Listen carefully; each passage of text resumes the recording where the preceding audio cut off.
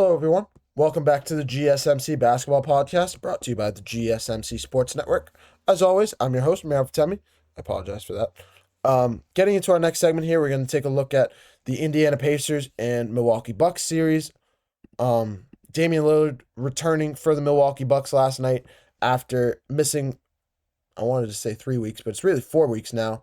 4 weeks since being ruled out indefinitely with blood clots in his right calf. I believe it was his right calf.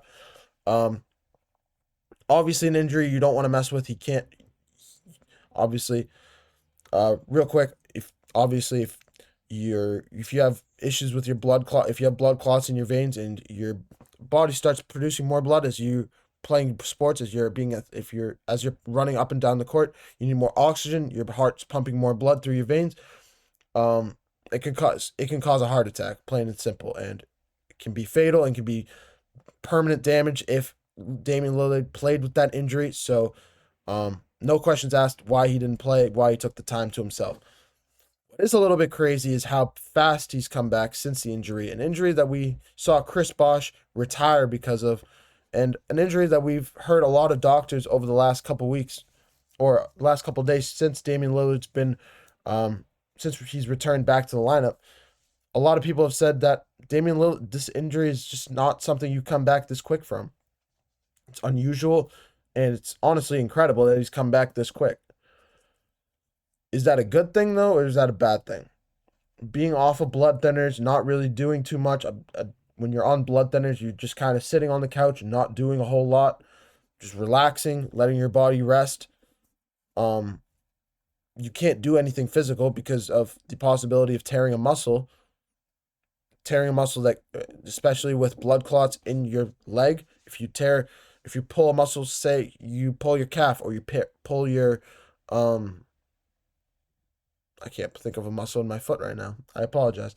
But say, you can't do anything when you're on blood thinners. So, obviously Damian Lillard having a really tough couple of weeks here, but we're going to take a look at Damian Lillard's return, of course, and talk a lot about that. But before I move any further, I'd like to remind you guys to please like and follow the show for more GSMC Sports Network content. Also, we get a number of questions that come in during the show. So to ensure that your question gets read on air, I ask that you use the tips and donations link at gsmcpodcast.net. This puts your question at the top of the list so I see it, and it also really helps out the show. Again, the link is gsmcpodcast.net for all your questions and comments. And I've said it before, you guys are a big part of what we do here at the GSMC Sports Network. Your input, whether either positive or negative, let us know what you like about our show, what we can work on, what you want to hear more of, what you want to hear less of. You guys let us know what you guys want to hear. We'll build our shows more around those topics and give you guys a better product overall. So we appreciate everything, any comment or question you guys have. It makes this podcast a little bit more interactive. That way we're not really talking to ourselves all the time. But we appreciate everything as always. Getting right back into the topics at hand, though. Yeah, the Indiana Pacers, I was going to say walking into Milwaukee, but this game was in Indiana. The Pacers locking down the Milwaukee Bucks once again in another.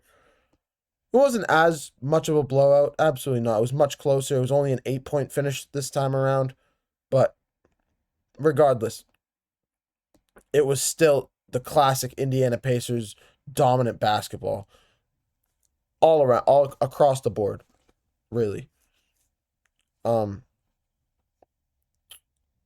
Pacers winning this one 123-115. Just overall, it was just a masterful performance. Pascal Siakam leading the way for the Pacers with 24 points. 24 points, 11 rebounds. Aaron Nesmith with 16 points. Tyrese Halliburton continuing to grow his offensive name, continuing to grow as an offensive player instead of more of a facilitator. We've seen him. I've talked about it on this show. Tyrese Halliburton is more of a facilitator, I compare him to a Magic Johnson-esque. He's not as much of an offensive dominant player in terms of scoring, but he gets the team going. He's a floor general. He gets the ball rocking. It's very unselfish with the basketball. And then in the playoffs, like we've seen over the last 2 games or so, he's just continued to turn it on, continued to play at a high clip offensively. This time finishing with 21 points. Also pitching in 12 assists. Like I mentioned, incredibly unselfish, averaging double digit assists this year, which is honestly turning into a standard for Tyrese Halliburton, one of the more unique point guards in our league today. So major props to Halliburton. He's absolutely a crucial piece into why this Pacers team is having such success, not only this season but in these playoffs. We saw or in last season's playoffs as well. We saw the Pacers make a run to the Eastern Conference Finals last year. And we'll get a little bit more into the second round when that comes around. We're waiting for the Cavs Heat series to finish up. We'll preview that series later in the show as well. But for now, we look at the Pacers versus the Bucks before we look ahead. Obviously, this win putting the Pacers up 2-0 in this series. 2-0 series lead. The second you hear that these days, or at least I hear it, I think straight to the Kobe Bryant quote. What is there to be happy about? Job's not finished. Job's not finished for the Pacers. Absolutely not. 2-0 series lead. Going back to Milwaukee. Having Damian Lillard is good for having Damian Lillard back in the lineup is an absolute win for the Bucks. Do not get me wrong. No questions asked. But I would be remiss if we didn't talk about his performance last night. Only 14 points over 37 minutes. Just not his best performance overall. Shooting 4 for 13 from the field, 2 for 8 from 3-point range. Getting to the free throw line 5 times, which is good. Shooting 4 of 5 from the stripe. Not a bad percentage from him. Being a little bit more of a facilitator with 7 assists. But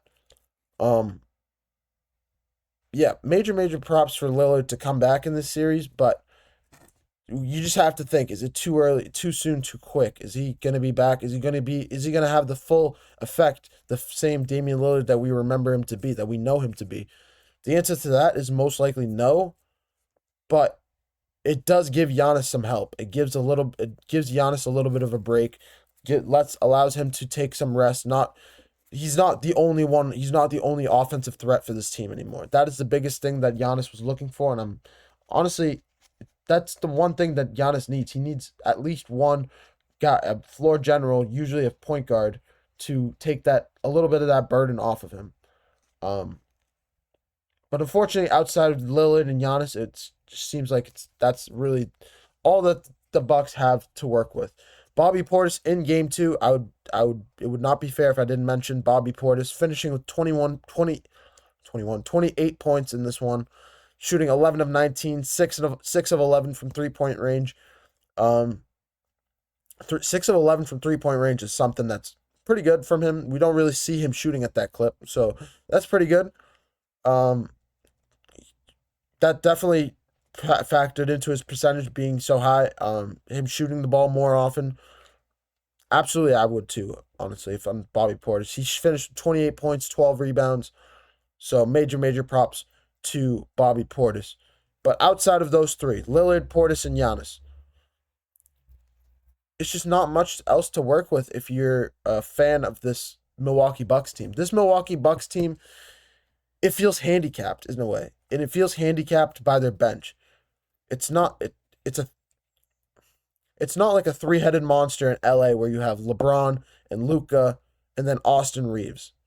LeBron and Luka are two guys that are LeBron obviously is the legend that we know him to be for the last 20 years. Luka is the legend in the making that we've seen over the last 7 years, and last year especially bringing the Mavericks to the NBA Finals pretty much by himself.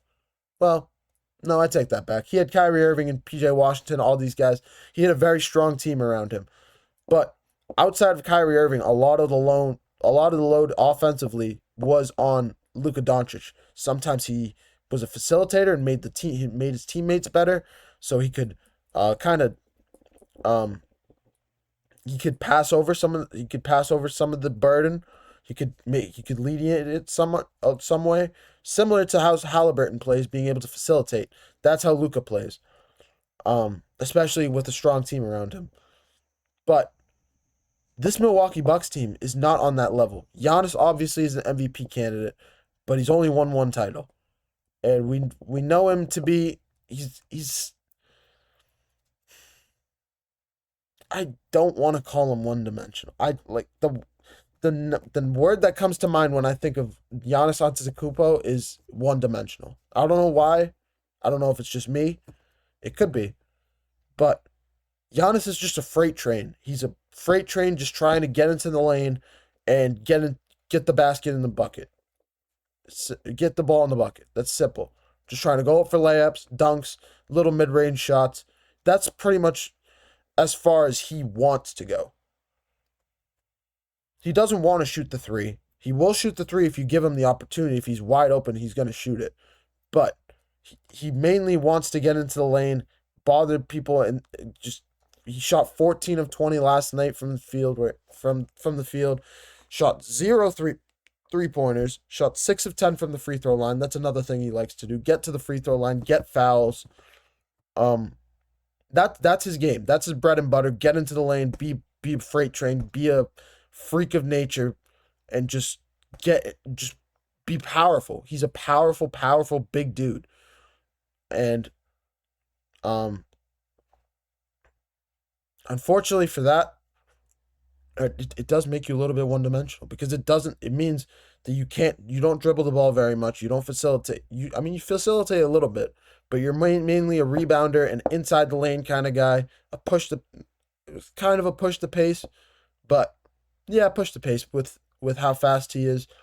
But you're just not a facilitator. You're not a shooter. You're not going to be able. You don't want to shoot the ball. You just want to power your way into the lane. You need a guy like Damian Lillard that can facilitate for you, that can get you open. You need a guy like back in the day, like Chris Middleton, that you could rely upon as a shooter, as a pick and pop shooter. You attack the interior, pop it outside to Chris Middleton to shoot the three. That's what you need. Or you draw the double team right off the bat, driving into the lane, and you pop it back out to Chris Middleton. Or you ask Chris Middleton to take the ball and shoot a basket as a reliable scorer. You need a 3-pointer, you give the ball to Chris Middleton to score that 3-pointer. Or you give it to Damian Lillard to score that three. You don't give it to Giannis. Giannis is awesome, but he's just not he's not a floor general. He's not the guy that you want leading your team as a point guard, being a point guard-esque kind of player. That's where I'm trying to say with that.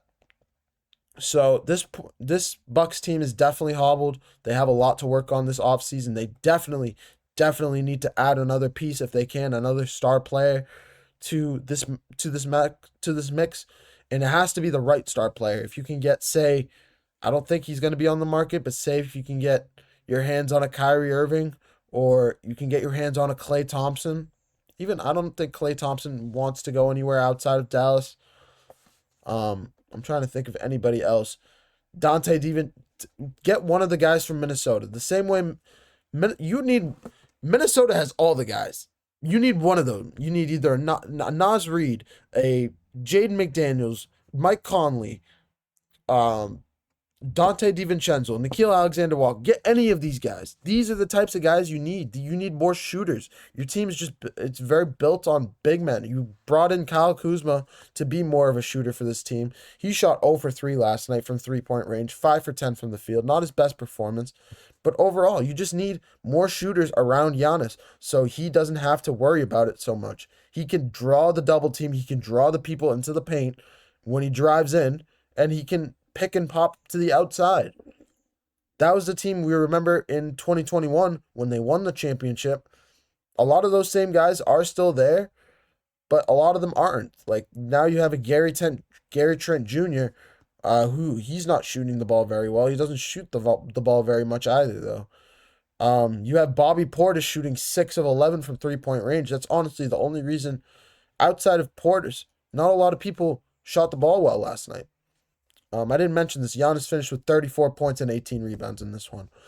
But that's enough ranting about the Milwaukee Bucks. I just really want them to do better because I love Giannis. Giannis is honestly one of the better premier players in the NBA, and he just deserves more help than what he gets. But this series switches over to Milwaukee for Game 3. I believe this game will also be on Friday. Let me double check that right now. But yeah, this game 3 of the series will take place on Friday at 8 p.m. Will be one of the circled games, because if Milwaukee loses Game 3, this series is over. Plain and simple. This series ends in a sweep. If they go down 3-0, this series ends in a sweep. And if it ends in a sweep, there are more conversations to be had about Giannis' future. But we'll have Giannis' future conversation for another day. Coming up next, we're going to take a look at we're going to preview the Houston Rockets versus the Golden State Warriors. One of the more premier series in the Western Conference.